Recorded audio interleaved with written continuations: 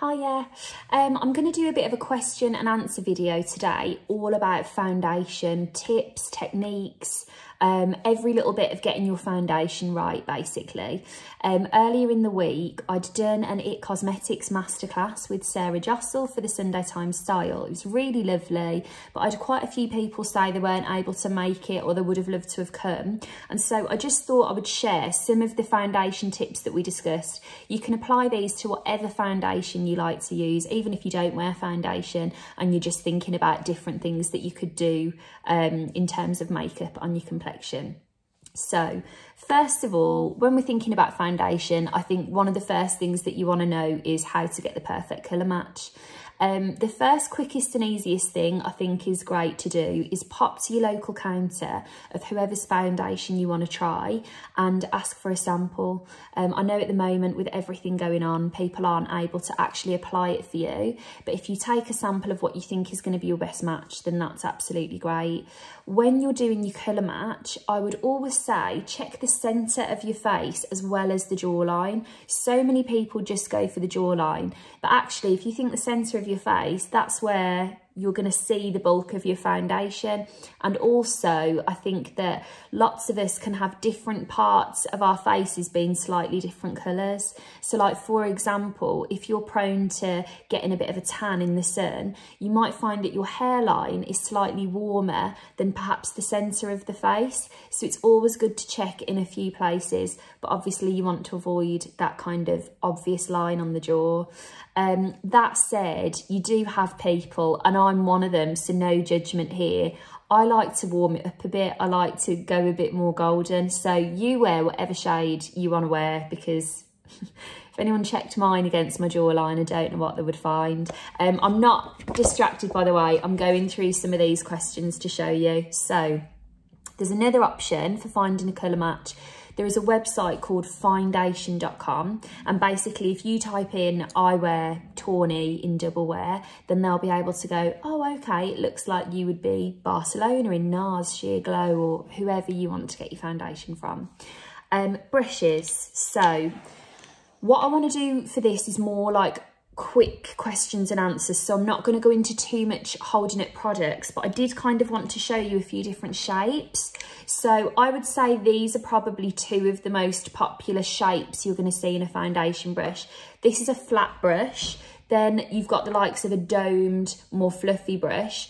I personally am a domed kind of girl. I just think that having that domed shape gives you quite a diffused airbrushed finish. However, the flat brush can be really great if you like to build your coverage, or with an especially runny formula, you might prefer a flat brush. Budget options, I would say Real Techniques is fantastic. Peaches and Cream is fantastic. The brush I use the most often is the double-ended It Cosmetics brush. There are so many on the market. Also, a big thing to remember about brushes is just Google whichever formula you're using, because everyone has different rules. Like for example, NARS, they actually design their products to work really well with the fingertips. So depending on which kind of product you're using, you may wish to just use your hands, whichever is best for you. I would say the advantage of using a brush is that you tend to be able to spread it that bit further and you waste a little bit less. Waste not, want not, you know, you don't want to run out of your foundation any quicker than any quicker than you need to. But each to their own. I really don't think there's any right or wrong when it comes to makeup. If you think it looks and feels nice, then you've done the right thing. Washing your brushes. If I could give you the best tip ever, just get into the habit of leaving your brushes by the washing up. You're going to do your washing up every day, aren't you? Just do your brush at the same time. Put it somewhere that you're going to do it. Like I leave a bit of fairy liquid in the bathroom because I know I'll do my brushes and then they'll be done. I use fairy liquid. There's a whole video in my IGTVs about how to wash your brushes, so I won't go on about that too much. But a brand new clean brush will give you a really flawless finish, and just, you will feel like things in your makeup bag that you've had for months and months will feel brand new. Sponges, I just want to touch on the beauty blenders. Now, lots of people love using a beauty blender, and again, whatever works for you is the best thing to do. I'm a bit hesitant with sponges because I feel like they just drink up all your product. And again, I don't want you to run out of your foundation really quickly. They do, however, give that beautiful kind of diffused finish. Someone put in the comments of a video I did ages ago, it's the best thing I've heard in a while. Why don't you get your foundation on, get it to a level that you like and you're happy with, and then just use your damp brush to finish it off. And that can be a really good tip if you want that finish, but you don't want to put all your product on with it and have it drink up more than it leaves on your face. So always nice to have that as a little option. In terms of setting your foundation, I think it again depends which formula you're using, but I would personally always recommend sealing it in with a little bit of powder in any areas where you tend to get warmer. So for example, around here, maybe the cheeks, chin, along the T-zone, that's going to be a little bit hotter and your makeup is going to be slightly more prone to melting away through the day. Make sure you've set that in with something. Maybe you're going to prefer a setting spray, maybe you'd like a little bit of powder. Really good way to hold everything in place. Speaking of holding everything in place, if you're going to say to me, my foundation is gone by lunchtime, I've got a video about that in IGTV, so go back and find that. But basically, in fact, I'll put a link to it. If you're watching this on Instagram, click the arrow at the top and a drop down menu will come down and I'm going to link to all these things. I'll remind you of that at the end actually. If your foundation isn't lasting, I'm going to give you a few quick fire things but tell you to watch that video. What moisturiser are you using? If your skin is dehydrated, it will drink your foundation. So get the skincare in check. I'd especially recommend slotting in a hyaluronic acid. Again, there are really good hyaluronic acids on the market that are gonna, essentially that is an ingredient that's designed to retain moisture. It sounds scary, it's not, it's just very, very hydrating and moisturising. You can get cheap ones from like The Ordinary or the Inky List that are going to be under £10. Very runny consistency. It's like a big glass of water for your face, basically. And that will give you the moisture that means that your skin won't then eat your foundation. So I would recommend that if you're wondering where your makeup has gone. I'd recommend using a little bit of setting powder to seal everything in, and I'd recommend if you have areas where you're especially noticing that your foundation is running away, for me it always melts off the cheeks more quickly than anywhere else, put a tiny bit more in that area. Sorry.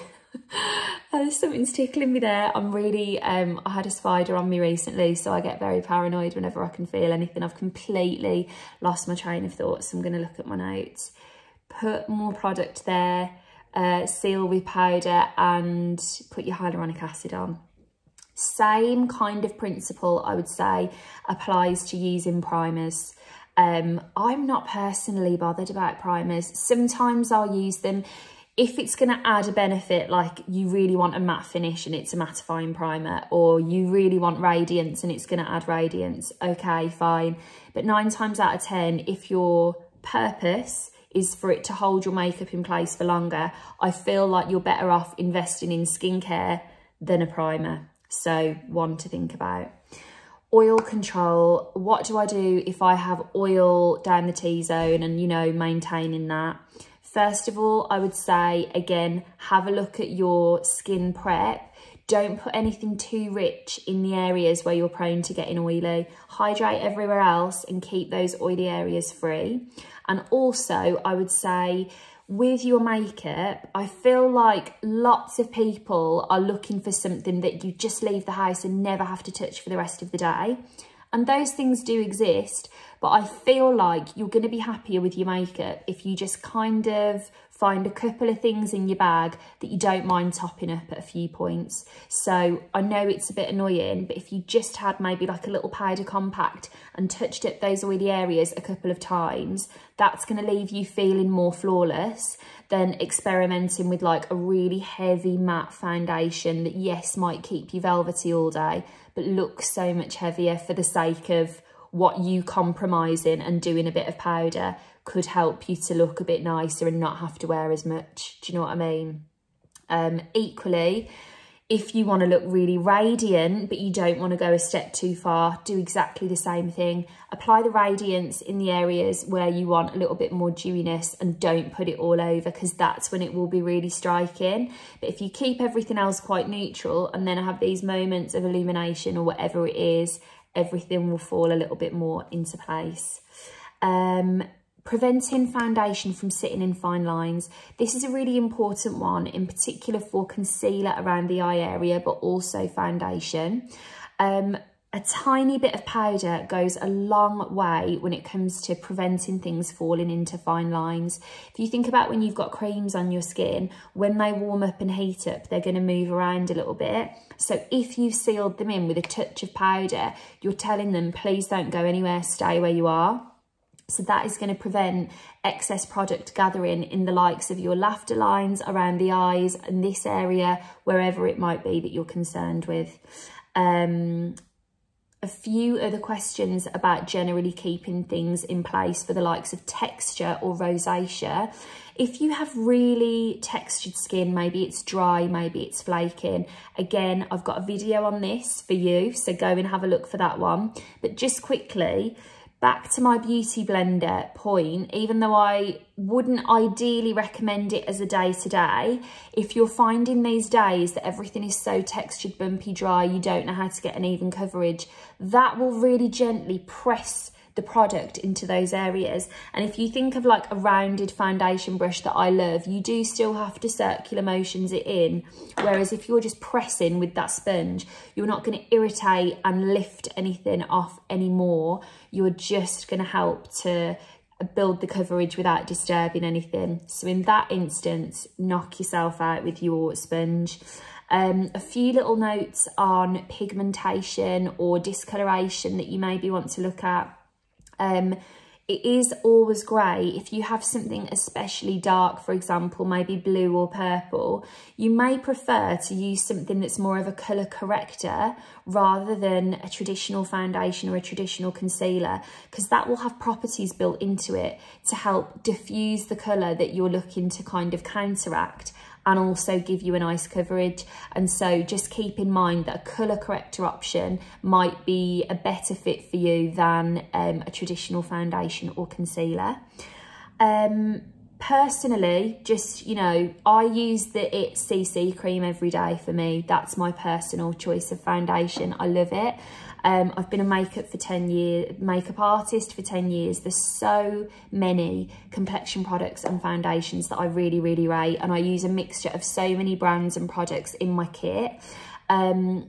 I think that one of the most frequently asked questions I get is, which foundation would you recommend? There's so many different foundations for different purposes, because you might like a matte finish that looks and feels like nothing. You might like a matte finish that looks really polished and flawless. You might like a dewy finish that barely looks like anything but gives you loads of coverage. There's so many different criteria. So to narrow it down a little bit, I actually have a blog post, which again, click the button in the top left here if you're on Instagram and go down and I'll link to my blog.